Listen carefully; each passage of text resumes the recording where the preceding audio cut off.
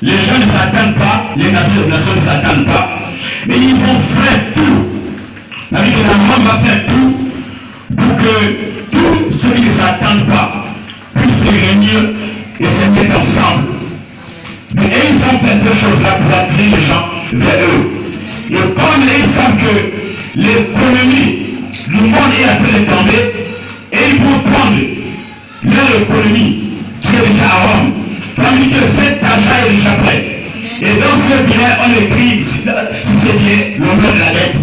Tandis que ce sont ces biens que nous allons utiliser. C'est-à-dire que quand l'économie va tomber et qu'ils vont prendre des choses à la mer, vont aller pour compte, tandis qu'ils vont gouverner le monde. Mais nous allons utiliser les biens. C'est-à-dire que tous ceux qui seront marqués de cette bête-là vont utiliser les biens qui vont venir de la Rome. Amen. Amen. Pourquoi? Parce que comme le monde ne s'attend pas, ils vont faire tout. Et tout le monde va accepter cela. Amen. Les gens vont accepter ces choses-là. Il y a beaucoup d'églises qui vont accepter cela. Amen. Mais je crois que l'église du temps de la fin n'acceptera pas ces choses. Amen. Parce que le relais nous a déjà montré les choses qui vont arriver. Amen. Amen. Là, ils vont réunir le monde entier. Le monde entier ensemble. Et ils vont faire une autre statue qui est de Jésus-Christ. Ils vont faire une statue qui ressemble à Jésus. Ils vont poser cette statue-là et tout le monde va l'adorer au même moment. Va l'adorer cette statue-là au même moment. C'est-à-dire que tous ceux qui seront marqués, ils vont adorer cette statue-là. C'est-à-dire que si tu veux vendre, si tu veux acheter, il faudrait que tu aies marqué cette bête. Il faut que tu adores cette image-là pour que tu puisses vendre et acheter quelque chose. Et cette pression est publique. C'est les gens dans tous les pays. Et c'est les choses qui sont en train de commencer à venir même. Parce que je me souviens, dans ces pays, si ça vient en Asie là-bas, il ne reste pas que l'église catholique. C'est la seule église qui reste dans ces pays-là. Il faut dire que toutes les autres églises seront fermées. Ils vont fermer toutes les églises pour que les gens puissent adorer cette image qu'ils vont faire. Et tous ceux qui ne l'ont pas accepté, on va les faire les problèmes. Ces gens-là seront persécutés. Amen. Ces gens-là seront persécutés. Et on dit que c'est les mêmes choses que nous allons savoir notre temps.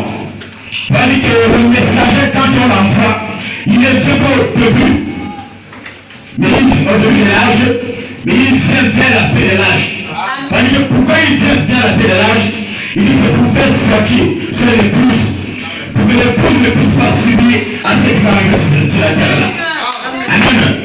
Il va dire que le temps des nations, je vais mettre au tableau comme ça, vous allez voir. L'âge de fesses.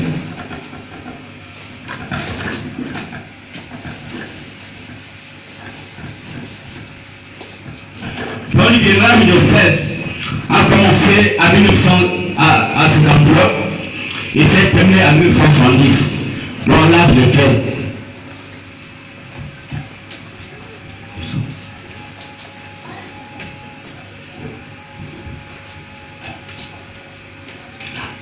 En 1970, mais l'Odyssée a commencé en 1906. Et nous sommes aujourd'hui en 2024. Ici, quand tu essaies de calculer, tu trouves 17 ans.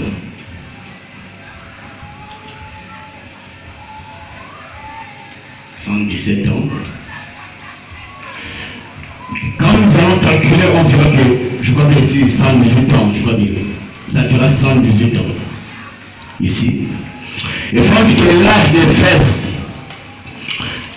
fesses qui s'est terminé en 1970, qui a fait 117 ans, et l'âge de la Odyssée là, ne peut pas dépasser celui-ci.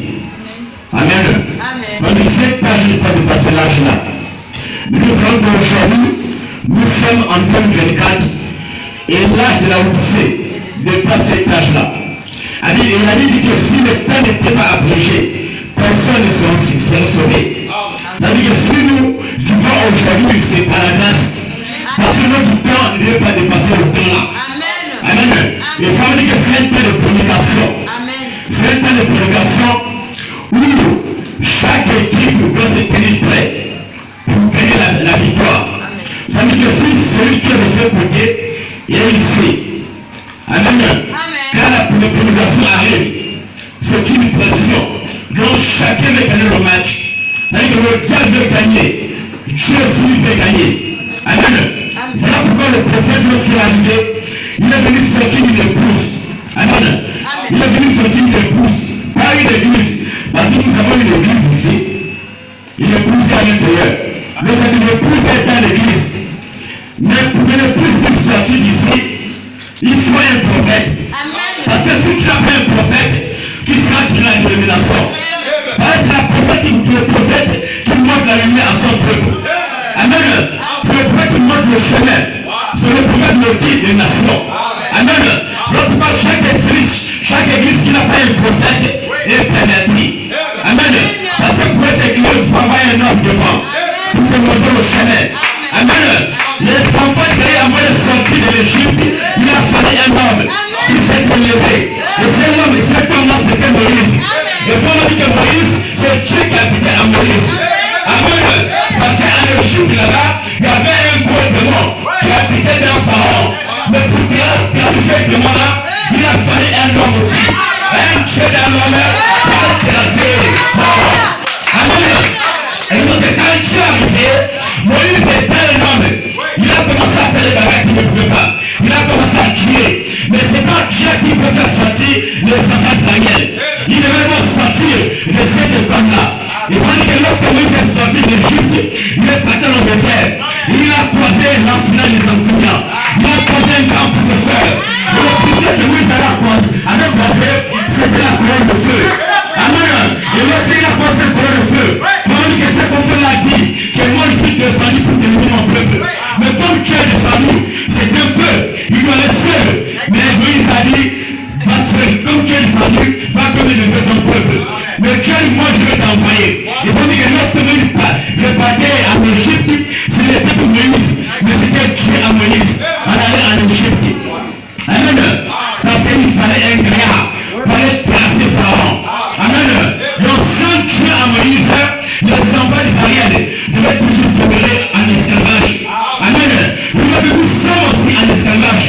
Nous sommes en esclavage dans l'âge de l'Odyssée. Parce qu'il faut dire que l'âge de l'Odyssée est pauvre et lui, misérable. Mais il ne le savent pas. Mais comme nous tous nous étions dans cet âge-là, il a fallu un prophète véritable, un prophète authentique. Amen. Qu'on appelle le septième ange. Parce que le septième ange qui avait la clé de tous les âges. Donc celui qui devait ouvrir de l'âge de Paul jusqu'à la Odyssée. C'est le premier ménage qui ne ouvrait pas de là. Mais quand Abraham en était avec la clé, il n'était pas encore là. Mais Dieu a décidé que la clé qui marchait là, c'est pas pour moi. La clé c'est pour l'homme. Le frère m'a dit que la clé c'est la parole. Amen. Avec Dieu pour prêcher sa parole, nous allons entrer dans ce homme. Mais aussi longtemps que Dieu n'est pas dans ce homme, nous ne pouvons pas prêcher la parole. Amen. Donc Dieu doit rentrer à l'homme pour prêcher sa parole. Mais quand il va arriver avec la clé, il cherche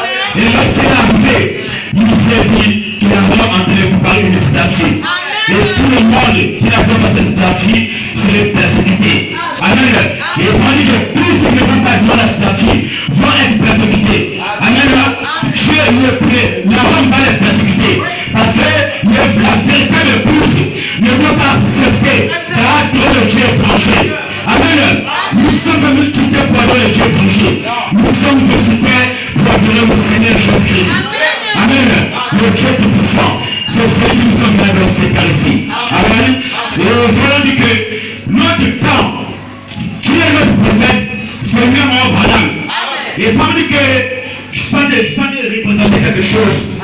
Eliezer, amen. Il dit c'est Eliezer qui est là. Amen. Eliezer ici, il est le gars là au milieu. Et Eliezer, Isaac est ici. Amen.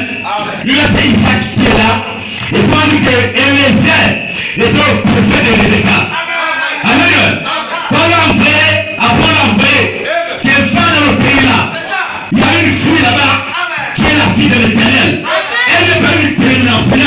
Mais moi je t'entends la France à dire là-bas. Amen. Mais elle n'est pas préliminaire. Elle était là-bas. Elle est là-bas. Mais le temps est arrivé. Pour que je la sortie de là. Amen. Mais comme elle ne peut pas sortir de elle-même, il a fallu un prophète. Il a dit, je vais te l'écrire de mon propre. Amen. Et lorsqu'on voit les partis pour une mission, je sortis de là, de coutume, de la malédiction de sa famille. Il devait la faire sortir de là-bas. Amen. Il est venu, il est descendu. Il a prêché la parole.